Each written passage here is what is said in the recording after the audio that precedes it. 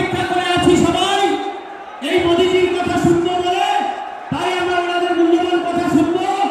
কিন্তু প্রথমেই আমাদের এই বিশ্ব বরেণ্য নেতাকে, সম্মানীয় প্রধানমন্ত্রীজিকে বরণ করে নেবেন এই আরামবাগ